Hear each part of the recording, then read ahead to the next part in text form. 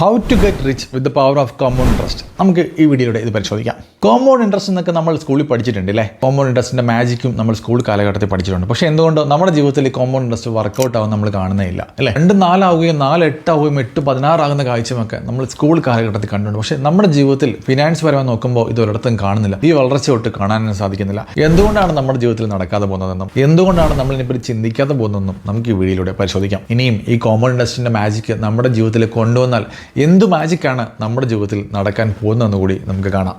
എൻ്റെ പേര് Thanesh Murali, wealth management കോച്ചാണ്. നിങ്ങൾക്ക് ആവശ്യമുള്ള വെൽത്ത് ക്രിയേറ്റ് ചെയ്യാൻ മ്യൂച്വൽ ഫണ്ടിലൂടെ ആണെങ്കിൽ അത് കൃത്യമായി ഇൻവെസ്റ്റ് ചെയ്ത് കൃത്യമായി ഗോൾ ബേസ്ഡ് ഇൻവെസ്റ്റ്മെൻറ്റിലൂടെ നിങ്ങളുടെ ആഗ്രഹങ്ങൾ സഫലീകരിക്കാൻ സപ്പോർട്ട് ചെയ്യുന്ന ഒരു സ്ഥാപനമാണ് ഗ്രോവലിൻ്റെ ഫൗണ്ടർ കൂടിയാണ് ഞാൻ. വീഡിയോയിലേക്ക് കിടക്കാം. നമുക്ക് ഈ വീഡിയോ പറയാൻ ഉദ്ദേശിക്കുന്നത് കോമ്പൗണ്ട് ഇൻട്രസ്റ്റിൻ്റെ മാജിക്ക് തന്നെയാണ്. എങ്ങനെയാണ് നമ്മുടെ ജീവിതത്തിലൊക്കെ ഈ കോമ്പൗണ്ട് ഇൻട്രസ്റ്റ് ഫലപ്രദമായി ഉപയോഗിച്ചാൽ എങ്ങനെ വെൽത്ത് ക്രിയേറ്റ് ചെയ്യാൻ പറ്റുമെന്ന് നമുക്ക് വീഡിയോയിലൂടെ നോക്കാം. ഒരു കഥ പറഞ്ഞുകൊണ്ട് തന്നെ തുടങ്ങാം. കോഴിക്കോട് ഒരു വലിയ ധനികനായ ഒരു ബിസിനസ്സുകാരുണ്ടായിരുന്നു. അദ്ദേഹത്തിൻ്റെ പേര് ബഷീർ എന്നായിരുന്നു. അദ്ദേഹത്തിന് സ്വന്തം മക്കളെ പോലെയായിരുന്നു അവിടുത്തെ പല സ്റ്റാഫുകളോടും അദ്ദേഹം പെരുമാറിക്കൊണ്ടിരുന്നത്. അതുകൊണ്ട് തന്നെ അദ്ദേഹം ഓരോ മാസത്തെയും അദ്ദേഹത്തിൻ്റെ ജീവിതത്തിലുണ്ടാകുന്ന അല്ലെങ്കിൽ ബിസിനസ്സിലുണ്ടാകുന്ന ഗ്രോത്തിൻ്റെ ഒരു ചെറിയ ശതമാനം അവർക്കൊരു സപ്പോർട്ട് എന്നല്ലേ കൊടുക്കുമായിരുന്നു. ഇത് പഴയ വർഷങ്ങൾക്ക് മുമ്പുള്ള കഥയാണ് കേട്ടോ. അപ്പോൾ അന്ന് അദ്ദേഹം ചെയ്തിരുന്നത് ചില മാസങ്ങളിൽ ഒരു 500 രൂപയും ചില മാസങ്ങളിൽ 1000 രൂപയൊക്കെ ആയിട്ട് സ്റ്റാഫിന് അദ്ദേഹം ഇൻകം കൂട്ടി കൊടുത്തുകൊണ്ടിരുന്നു. അങ്ങനെ അദ്ദേഹം കൊടുത്തപ്പോൾ അദ്ദേഹം പല ടൈപ്പുള്ള ആൾക്കാരെ കണ്ടു. ചില ആളുകൾ കൃത്യമായിട്ട് ഈ കൊടുക്കുന്ന ഇൻകം അല്ലെങ്കിൽ ഇപ്പം നമുക്ക് സ്റ്റൈഫൻഡ് എന്നും ഓവർ ടൈം എന്നും ഗ്രാജുവേറ്റ് എന്നൊക്കെ പറയാം അല്ലേ? അപ്പോൾ അന്ന് കൊടുത്തിരുന്ന ഈ ഇൻകം പല ആളുകളും എന്ത് ചെയ്യുന്നു, വെറുതെ കൊണ്ട് കളയും. ചിലർ മദ്യപിക്കുന്നു, ചിലർ മറ്റു ചിലവാക്കി കളയുന്നു. പക്ഷേ ചിലരെങ്കിലും അത് കൃത്യമായിട്ട് സേവ് ചെയ്യുന്ന കാഴ്ച അദ്ദേഹം കണ്ടു. അപ്പോൾ അദ്ദേഹത്തിന് ഒരു ആശയം തോന്നി, ഇതിങ്ങനെ വിട്ടാൽ പറ്റില്ല. ഈ പൈസയുടെ അല്ലെങ്കിൽ കാശിൻ്റെ വില ഇവരറിയണമല്ലോ. കാരണം വളരെ കഷ്ടപ്പെട്ട് അദ്ദേഹം ഉണ്ടാക്കിയെടുക്കുന്ന ബിസിനസ്സിൻ്റെ പ്രോഫിറ്റാണ് അദ്ദേഹം എന്ത് ചെയ്യുന്നത്, ഡിസ്ട്രിബ്യൂട്ട് ചെയ്യുന്നത്. അപ്പോൾ അതിങ്ങനെ ചിലരൊക്കെ സേവ് ചെയ്യുന്നുണ്ടെങ്കിൽ മറ്റു ചിലർ വളരെ യൂസ്ലെസ് ആയിട്ട് അത് ചിലവഴിക്കുന്ന കാഴ്ച അദ്ദേഹം കണ്ടു. അപ്പോൾ ഈ കുറേ അധികം ആളുകൾ ഈ ക്യാഷ് വേസ്റ്റായി കളഞ്ഞ കണ്ടപ്പോൾ അദ്ദേഹത്തിന് വിഷമം തോന്നി. അദ്ദേഹം എന്ത് ചെയ്തു, ഉടനെ തന്നെ ഒരു മീറ്റിംഗ് വിളിച്ചു. മീറ്റിങ്ങിലെ എല്ലാ സ്റ്റാഫുകളും വരാൻ പറഞ്ഞു. അപ്പോൾ എല്ലാവരും വന്നു. അദ്ദേഹം ആ മീറ്റിങ്ങിൽ ഇങ്ങനെയാണ് പറഞ്ഞത്: നമ്മുടെ ബിസിനസ് വളരെ നന്നായിട്ട് ഗ്രോ ആവുന്നുണ്ട്. പക്ഷേ നമ്മുടെ ഈ ബിസിനസ് ഗ്രോ ആവുന്നതിൻ്റെ ഏറ്റവും വലിയ പ്രധാന കാരണം നിങ്ങൾ തന്നെയാണ്. എന്നോടൊപ്പം നിങ്ങൾ നന്നായിട്ട് കഷ്ടപ്പെടുന്ന കാരണമാണ് നമ്മുടെ ബിസിനസ് നല്ല രീതിയിൽ ഗ്രോത്ത് ആവുന്നത്. അപ്പോൾ നിങ്ങൾക്ക് എല്ലാവർക്കും ഞാൻ ഇതിൻ്റെ പ്രതിഫലം ഡിസ്ട്രിബ്യൂട്ട് ചെയ്യാൻ തീരുമാനിക്കുകയാണ്. പക്ഷേ പഴയ പോലെ അല്ല കാര്യങ്ങൾ. ഞാൻ 2 രീതിയിലാണ് ചെയ്യാൻ പോകുന്നത്. നിങ്ങൾക്കിതിൽ ഏതാണ് വേണ്ടതെന്ന് പറയണമെന്ന് പറഞ്ഞു. അപ്പോൾ എല്ലാവരും ഇങ്ങനെ ആകാംക്ഷയോടെ കാത്തിരുന്ന് എന്താണ് അദ്ദേഹം പറയുന്നതെന്ന്. അപ്പോൾ അദ്ദേഹം ഇതാണ് പറഞ്ഞത്: ആദ്യത്തെ രീതി ഞാൻ ഉദ്ദേശിക്കുന്നത് എങ്ങനെയാണ്, ഞാൻ 1000 രൂപ വെച്ച് നിങ്ങൾക്ക് എല്ലാ മാസവും കൂട്ടിത്തരാൻ പോവുകയാണ്. 1000 രൂപ വെച്ച് നിങ്ങളുടെ സാലറി കൂടെ തരും എന്ന് പറഞ്ഞു. അപ്പോൾ എല്ലാവർക്കും ഹാപ്പിയായി. കാരണം നേരത്തെ അദ്ദേഹം 100-ഉം 500-ഉം ഒക്കെ തന്നുകൊണ്ടിരുന്നു. ഇപ്പോൾ അത് 1000 രൂപ തരാൻ പോകുന്നു എന്ന് കേട്ടപ്പോൾ വലിയ സന്തോഷമായി. രണ്ടാം അദ്ദേഹം പറഞ്ഞു, ഞാൻ പഴയ പോലെ തന്നെ 100 രൂപയായിരിക്കും തരിക. അപ്പോൾ ആൾക്കാർ വിചാരിച്ചു അതെന്തിനാണ് ഇപ്പോൾ ഒന്നാമത്തെ ഓപ്ഷനല്ല ബെറ്റർ എന്ന് വിചാരിച്ചു. അപ്പോൾ അദ്ദേഹം അല്ല, ഞാൻ എല്ലാ മാസവും, പക്ഷേ നിങ്ങൾ ഈ 100 രൂപ തരുന്ന വ്യക്തിക്ക് ഞാൻ എല്ലാ മാസവും എന്ത് ചെയ്യും, ഈ മാസം 100 ആണെങ്കിൽ അടുത്ത മാസം 200 ആയിരിക്കും, അതങ്ങനെ കൂട്ടി കൊണ്ടുവരും എന്ന് പറഞ്ഞു. അപ്പം നിങ്ങൾക്കിതിൽ ഏത് വേണമെന്ന് പറഞ്ഞു. അപ്പോൾ ഭൂരിപക്ഷം ആളുകളും വിചാരിച്ചു എന്ത്, 100 രൂപ 200 രൂപ എന്നൊക്കെ കേട്ടപ്പോൾ അതെന്തായാലും സമയം എടുക്കും ഗ്രോ. അപ്പോൾ എന്തായാലും നല്ലത് എനിക്ക് എന്ത് വേണം, 1000 രൂപ വെച്ച് മതി. അതാകുമ്പോൾ എനിക്ക് ഒറ്റ മാസം കൊണ്ട് 12,000 രൂപ എൻ്റെ കയ്യിരിക്കും. അതാണ് ബെറ്റർ എന്ന് വിചാരിച്ചു. അങ്ങനെ ഭൂരിഭാഗം ആളുകൾ എന്ത് ചെയ്തു, ഓപ്ഷൻ നമ്പർ 1ലേക്ക് തന്നെ പോയി. എനിക്ക് 1000 രൂപ മതി, 1000 രൂപ വെച്ച് എല്ലാ മാസവും തരുന്ന സ്കീമിലേക്ക് എന്നെ അങ്ങ് മാറ്റിക്കൊള്ളാൻ പറഞ്ഞു. അങ്ങനെ 2-3 പേര് മാത്രം ആണ് എവിടെ പോയത്, ഓപ്ഷൻ നമ്പർ 2ലേക്ക് പോയത്. അപ്പോൾ നമ്മൾ ഒരു മാസത്തെ അല്ലെങ്കിൽ ഒരു വർഷത്തെ ഈ ഗ്രോത്ത് എങ്ങനെ നോക്കിയപ്പോൾ എന്താ സംഭവിച്ചത്, 1000 രൂപ വെച്ച് വാങ്ങിച്ച ആൾക്ക് ഒരു വർഷം കഴിഞ്ഞപ്പോൾ 12,000 രൂപ കിട്ടി. പക്ഷേ രണ്ടാമത്തെ ഓപ്ഷനിൽ പോയ ആൾക്കോ ആദ്യത്തെ മാസം 1000 രൂപയായിരുന്നു, രണ്ടാമത്തെ മാസം 200 രൂപയായി, മൂന്നാമത്തെ മാസം 400 രൂപയായി, അഞ്ചാമത്തെ മാസം 800 രൂപയായി, ആറാമത്തെ മാസം 1600 രൂപയായി, അത് ഏഴാമത്തെ മാസമായപ്പോൾ 3200 രൂപയായി. അങ്ങനെ വളർന്ന് ഒറ്റ വർഷം കൊണ്ട് അദ്ദേഹത്തിന് 52,000 രൂപ കിട്ടി. അപ്പോൾ എത്ര രൂപയുടെ ഡിഫറൻസ് ആണോ ഉണ്ടായതെന്ന് നമുക്ക് കാണാൻ പറ്റും. ആദ്യത്തെ ആൾക്ക് വെറും 12,000 രൂപ കിട്ടിയപ്പോൾ രണ്ടാമത്തെ ആൾക്ക് 52,000 രൂപ കിട്ടി. 40,000 രൂപയുടെ ഡിഫറൻസ്. എന്തുകൊണ്ടാണ് സംഭവിച്ചത്? ഡ്യൂ ടു കോമ്പൗണ്ടിങ് മാജിക്കാണ് അല്ലേ? അപ്പോൾ ഈ കോമ്പൗണ്ടിങ് മാജിക്ക് നമ്മുടെ എല്ലാവരുടെയും ജീവിതത്തിൽ കൊണ്ടുവന്നാൽ, ഫിനാൻസ് പരമായി കൊണ്ടുവന്നാൽ നമുക്ക് എന്തായിരിക്കും മാറ്റം ഉണ്ടാവും നമുക്ക് നോക്കാം. ഇന്ന് എങ്ങനെയാണ് ആളുകൾ ഈ കോമ്പൗണ്ടിങ് യൂസ് ചെയ്യാതെ പോകുന്നതെന്നും കോമ്പൗണ്ടിങ് ബുദ്ധിപരമായി യൂസ് ചെയ്താൽ അത് ഏതൊക്കെ രീതിയിൽ നമ്മുടെ ജീവിതത്തിൽ മാറ്റം ഉണ്ടാവുമെന്ന് നമുക്ക് കുറച്ചുകൂടി ക്ലാരിറ്റിയോടുകൂടി ഈ വീഡിയോയിലൂടെ പരിശോധിക്കാം. അപ്പോൾ നമ്മൾ സ്ഥിരം ചെയ്യുന്ന പോലെ തന്നെ നമുക്കൊരു 3 എക്സാമ്പിൾ എടുക്കാം. 3 പേരുടെയും പേര് ഞാൻ ആദ്യം പറയാം. നമുക്ക് ഓരോ ഫിലിം സ്റ്റാർസ് എന്ന പേര് കൊടുത്താലോ, അപ്പം നിങ്ങൾക്ക് ആലോചിക്കുമ്പോൾ കുറച്ചുകൂടി ഒരു ക്ലാരിറ്റി ഉണ്ടാവും. അപ്പോൾ 3 ഫിലിം സ്റ്റാർസ് എടുക്കാം. ഒന്ന് കുഞ്ചാക്കോ ബോബൻ, ഒന്ന് ആസിഫ് അലി, 3 നിവിൻ പോളി. അപ്പോൾ നമ്മൾ ഈ പറഞ്ഞ നിവിൻ പോളിയും ആസിഫ് അലിയും കുഞ്ചാക്കോ ബോബനും വളരെ അടുത്ത സുഹൃത്തുക്കളാണ്. അപ്പോൾ അവർ ഒരുമിച്ചിരിക്കുന്നു, അവർ തീരുമാനിക്കുന്നു നമുക്ക് എങ്ങനെയാണിക്കണം നമ്മുടെ ഇനിയുള്ള ജീവിതം തീരുമാനിക്കുന്നു. അപ്പം എന്തായാലും എല്ലാവർക്കും സാലറി ഏകദേശം 1 ലക്ഷം രൂപയ്ക്ക് അടുത്തുണ്ട്. അപ്പം എല്ലാവരോടും തീരുമാനിച്ചു ഒരു 20,000 രൂപ വെച്ച് നമുക്ക് സേവ് ചെയ്യണം, എന്നിട്ട് ബാക്കി നമുക്ക് ചിലവാക്കിയാൽ മതി എന്ന ബുദ്ധിപരമായ തീരുമാനം അവർ സ്റ്റാർട്ടിങ്ങിൽ തന്നെ എടുക്കുന്നു.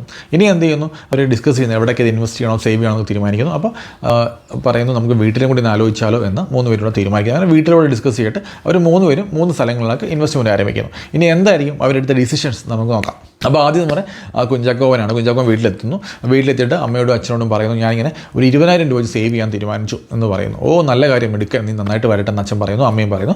അങ്ങനെ അച്ഛൻ പറയുന്ന ഒരു കാര്യം ചെയ്യും, നമ്മുടെ ബാങ്കിൽ മാനേജർ നമ്മുടെ സൂണൻ സാറുണ്ട്, സൂണൻ സാർ എൻ്റെ വർഷങ്ങളായിട്ടുള്ള ഫ്രണ്ടാണ്, അപ്പോൾ അദ്ദേഹത്തിനെ വിളിക്കാം, അദ്ദേഹം നമുക്ക് നല്ലൊരു മെത്തേഡ് പറഞ്ഞിട്ട് പോകും. അപ്പോൾ അത് മതിയെന്ന് ചോദിക്കുന്നു. അത് മതി നമ്മളൊക്കെ ഇത്രയൊക്കെ വെൽത്ത് ക്രിയേറ്റ് ചെയ്ത് ഈ ബാങ്കിൽ ഇൻവെസ്റ്റ് ചെയ്തുകൊണ്ട് തന്നെയാണ്, അല്ലെങ്കിൽ മറ്റേ ചിട്ടിക്കൊക്കെ ചേർന്നുകൊണ്ടാണ്, അതുകൊണ്ട് നീയും ഇങ്ങനെ തന്നെ മുമ്പോട്ട് പോയാൽ മതി എന്ന് പറയുന്നു. കുഞ്ചാക്കോ ബോബൻ്റെ ഫാമിലി എങ്ങനത്തെ ഫാമിലി നമുക്ക് ഇപ്പോൾ മനസ്സിലായി കാണും അല്ലേ. ഒരു ട്രഡീഷണൽ മണി ബാക്ക്ഗ്രൗണ്ടൊക്കെ പ്ലാൻ ചെയ്യുന്ന ഒരു ട്രഡീഷണൽ ഫാമിലി ആയിരുന്നു. അതുകൊണ്ട് തന്നെ കുഞ്ചാക്കോ ബോബൻ എന്ത് ചെയ്തു, ഈ 20,000 റുപ്പീസ് ബാങ്കിൽ RD ആയിട്ട് ഇൻവെസ്റ്റ് ചെയ്യാൻ അല്ലെങ്കിൽ സേവ് ചെയ്യാൻ തീരുമാനിക്കുന്നു. അടുത്ത ആളാരാണ്, ആസിഫ് അലിയാണ്. ആസിഫ് അലി വീട്ടിലോട്ട് ചെല്ലുന്നു. വീട്ടിൽ ചെന്നിട്ട് ഇതുപോലെ അച്ഛനോടും അമ്മയോടും ഒക്കെ പിടിച്ചിരുത്തിട്ട് പറയുന്നത് അച്ഛാ അമ്മേ ഞാനൊരു 20,000 റുപ്പീസ് ഞാൻ സേവ് ചെയ്യാൻ തീരുമാനിച്ചു. ഓ മിടുക്കൻ, വളരെ നല്ല കാര്യമെന്ന് ആസിഫ് അലിയുടെ പേരൻസും പറയുന്നു. അങ്ങനെ ആസിഫ് അലിയുടെ അച്ഛൻ പറയുന്നു ഒരു കാര്യം ചെയ്യും മോനെ നമുക്ക് ബാങ്ക് ഇടാമെന്ന് പറയുന്നു. ബാങ്ക് ഇടാം, അത് നല്ലതാണ്, ഞാനും ഇത്രയൊക്കെ ആയത് ബാങ്ക് കൊണ്ടാണെന്ന് പറയുന്നു. അപ്പോൾ അമ്മ പറയുന്നു അത് പറ്റത്തില്ല, എന്ത് വർത്താനം പറയുന്നത്, ബാങ്കിൽ മാത്രം ഇൻവെസ്റ്റ് ചെയ്യാൻ പറ്റുമോ, ഇപ്പോൾ സ്വർണ്ണത്തിൻ്റെയൊക്കെ വില കയറുന്ന കണ്ടില്ല, ഓരോ മാസവും സ്വർണ്ണത്തിൻ്റെ വില കയറിക്കൊണ്ടിരിക്കുകയാണ്, അപ്പോൾ നമുക്ക് സ്വർണ്ണത്തിലൂടെ ഇൻവെസ്റ്റ് ചെയ്യണമെന്ന് പറയുന്നു. അങ്ങനെ ആസിഫ് അലി എന്ത് ചെയ്യുന്നു, ബാങ്ക് പ്ലസ് ഗോൾഡ് എന്ന് പറയുന്നൊരു പോർട്ട്ഫോളിയോ ക്രിയേറ്റ് ചെയ്യുന്നു. അങ്ങനെ 10,000 റുപ്പീസ് ഗോൾഡിനും 10,000 റുപ്പീസ് ബാങ്കിൽ RD ആയിട്ട് നിക്ഷേപിക്കുന്നു. അടുത്ത ആളാരാണ്, നിവിൻ പോളിയാണ്. നിവിൻ പോളി വീട്ടിലോട്ട് ചെല്ലുന്നു, അച്ഛനോട് പറയുന്നു അല്ലെങ്കിൽ അമ്മയോട് പറയുന്നു അച്ഛ ഞാനൊരു 20,000 റുപ്പീസ് സേവ് ചെയ്യാൻ തീരുമാനിച്ചു, അത് എനിക്ക് കൃത്യമായിട്ട് ഇൻവെസ്റ്റ് ചെയ്യണം അല്ലെങ്കിൽ സേവ് ചെയ്യണം, എന്താണ് ഞാൻ ചെയ്യേണ്ടതെന്ന് ചോദിക്കും. അപ്പോൾ നിവിൻ പോളിയുടെ ഫാമിലി ബാക്ക്ഗ്രൗണ്ട് എന്ന് പറയുന്നത് കുറച്ചുകൂടി ഫിനാൻഷ്യലി റിച്ച് ആയിരുന്നു. അവർ കുറച്ചുകൂടി ഫിനാൻഷ്യൽ ബാക്ക്ഗ്രൗണ്ട് ഉള്ള ഫാമിലി ആയിരുന്നു. ഈ കോമൺ ഇൻഡസ്ട്രിയുടെ മാജിക്കും അല്ലെങ്കിൽ ഇക്വിറ്റി മാജിക്കും ഒക്കെ അറിയുന്ന ഒരു ഫാമിലി. അപ്പോൾ തന്നെ വീട്ടുകാർ പറയുന്നു എന്ത് മോനെ നിനക്ക് അറിയാമല്ലോ കാര്യങ്ങളൊക്കെ, ഞാൻ പറയേണ്ട ആവശ്യമില്ലല്ലോ, അപ്പോൾ നമുക്ക് ഈ 6% എന്തുണ്ട് ഇൻഫ്ലേഷൻ ഉണ്ട്, അപ്പോൾ ഇൻഫ്ലേഷൻ ബീറ്റ് ചെയ്യുകയാണെങ്കിൽ അതിന് കുറച്ചുകൂടി ഗ്രോത്ത് ഉള്ള സ്ഥലങ്ങളിൽ നീ വേണം ഇൻവെസ്റ്റ് ചെയ്യാൻ, അല്ലാതെ നീ ബാങ്കിൽ പോയിട്ട് കാര്യമില്ല എന്ന് പറയുന്നു. അപ്പോൾ നിവിൻ പോളി അല്ലെങ്കിൽ വീട്ടുകാരോടെ ആലോചിച്ചിട്ട് അവർ എന്ത് ചെയ്യുന്നു 20,000 റുപ്പീസ് ഇക്വിറ്റി തന്നെ ഇൻവെസ്റ്റ് ചെയ്യാൻ തീരുമാനിച്ചു. അപ്പോൾ 3 പേരും സുഹൃത്തുക്കളായിരുന്നു. പക്ഷേ 3 പേരുടെയും ഫാമിലി ബാക്ക്ഗ്രൗണ്ടും 3 പേരുടെ കാഴ്ചപ്പാടും ഡിഫറൻ്റ് ആയതുകൊണ്ട് പല സ്ഥലങ്ങളിലായിട്ടാണ് ഇൻവെസ്റ്റ് ചെയ്തത്. ഒന്നുകൂടി നമുക്ക് നോക്കാം. ഫസ്റ്റ് കുഞ്ചാക്കോ ബോബനോട് ഇൻവെസ്റ്റ് ചെയ്ത് RD ഇൻവെസ്റ്റ് ചെയ്യുന്നു. രണ്ടാമത് ആസിഫ് അലി ആയപ്പോൾ അത് RD പ്ലസ് ഗോൾഡ് ആവുന്നു. മൂന്നാമത് നിവിൻ പോളി ആയപ്പോൾ അത് 100% ഇക്വിറ്റി ഇൻവെസ്റ്റ്മെൻ്റ് ആയി. അപ്പോൾ രണ്ടുപേർക്കും 22 വയസ്സ് മാത്രമേ പ്രായമുള്ളൂ. അങ്ങനെ ഒരു നീണ്ട കാലയളവ് 30 ഇയർ ഒരു വലിയ ലോങ് ടൈം പീരീഡിൽ ഇൻവെസ്റ്റ് ചെയ്യുകയാണ്.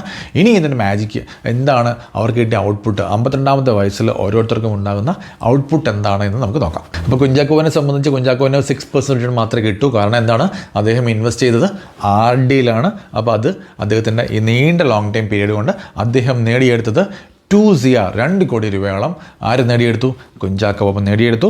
അതിൻ്റെ വയസ്സിപ്പോൾ 52 വയസ്സാണ്. ഇനിയിപ്പോൾ നമുക്ക് ആസിഫ് അലിയിലേക്ക് വരാം. ആസിഫ് അലി കുറച്ചുകൂടി ബുദ്ധിപരമായ തീരുമാനമാണ് എടുത്തത്. എവിടെ ഇൻവെസ്റ്റ് ചെയ്തു, അമ്മ ഒരു ഉപദേശം കൊടുത്തു അല്ലേ, മോനേടാ നീ ഗോൾഡ് കൂടി ചെയ്യടാ എന്ന് പറഞ്ഞു കൊടുത്തു. അങ്ങനെ ആസിഫ് അലി ഇൻവെസ്റ്റ് ചെയ്തത് ഗോൾഡിൽ കൂടിയാണ്. ഗോൾഡിൻ്റെ ഒരു ലോങ് ടൈം പീരീഡിലെ ഗ്രോത്ത് നോക്കിയാൽ അതൊരു 11% മുകളിൽ തന്നെയുണ്ട്. അതുകൊണ്ട് തന്നെ ആസിഫ് അലിയുടെ തുക RD മാത്രം 6% ഒതുങ്ങാതെ 6% പ്ലസ് 11%ലേക്ക് എത്തി. അപ്പോൾ ആസിഫ് അലിക്ക് കിട്ടിയ എമൗണ്ട് എന്ന് പറയുന്നത് 3.83 CR ആണ്. കുഞ്ചാക്കോവിന് 2 CR മാത്രം ഉണ്ടാക്കാൻ കഴിഞ്ഞപ്പോൾ ആസിഫ് അലിക്ക് 3.83 CR ഉണ്ടാക്കാൻ സാധിച്ചു. ഇനി നിവിൻ പോളിയുടെ കേസിലേക്ക് വരാം. നിവിൻ പോളിയുടെ ഇൻവെസ്റ്റ്മെൻറ്റ് ലോങ് ടൈം പീരീഡ് ആയിരുന്നു അല്ലേ. അപ്പോൾ നമുക്കറിയാം ഒരു ലാർജ് ക്യാപ് ഫണ്ട്സ് മേഖലയിൽ കൊടുത്തുകൊണ്ടിരിക്കുന്ന ഒരു റിട്ടേൺ എന്ന് പറയുന്നത് 30 to 40% ആണ്. ഇനി മിഡ് ക്യാപ്പിലേക്ക് വന്നാൽ ഒരു 14 to 18% റിട്ടേൺ ലോങ് ടൈമിലേക്ക് കൊടുക്കുന്നുണ്ട്.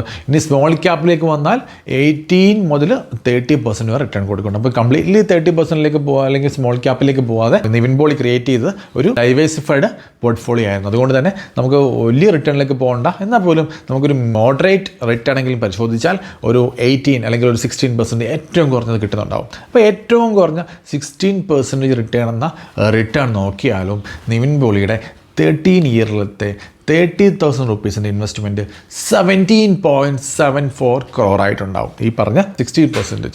അപ്പോൾ നമ്മൾ എന്താണ് ഈ വീഡിയോയുടെ മനസ്സിലാക്കിയത്? കോമ്പൗണ്ട് ഇൻട്രസ്റ്റിൻ്റെ മാജിക് തന്നെയാണ് അല്ലേ. 6% ഗ്രോ ആവുന്നത് നമ്മൾ വളരെ സ്ലോലി പ്രോസസ്സായിട്ട് നമ്മൾ കണ്ടു.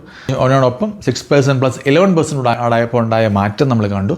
പക്ഷേ വലിയ മാറ്റം നമ്മൾ കണ്ടത് അത് വലിയ രീതിയിലുള്ള റിട്ടേൺ കിട്ടിയപ്പോൾ ഉണ്ടാകുന്ന മാറ്റം നമ്മൾ കണ്ടു. 2 CR നിന്ന് 17 CRയിലേക്കുള്ള ഗ്രോത്തിൻ്റെ ഡിഫറൻസ് നമ്മൾ കണ്ടു. അതുകൊണ്ടാണ് due to compound interest magic തന്നെയാണ്.